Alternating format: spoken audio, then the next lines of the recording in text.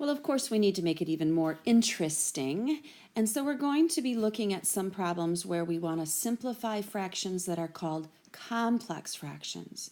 Now, basically, a complex fraction is just like having a fraction within a fraction. A fraction within a fraction. And so we're going to need to use the same methods that we've been using for our non-complex fractions in order to be able to simplify them. We'll start pretty simple here to start.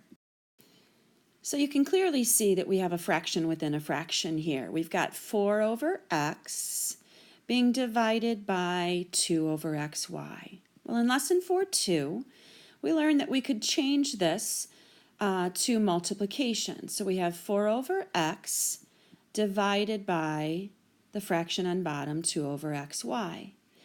That is the same as 4 over x times the reciprocal or inverse of 2 over xy, which would be xy over 2.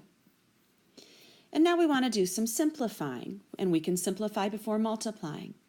The x over x is going to cancel, and of course 2 goes into itself 1 time, and into 4 2 times. So what do we have left? On top we have 2 times y, and on bottom 1 times 1. And of course 2y over 1 is just the same as 2y.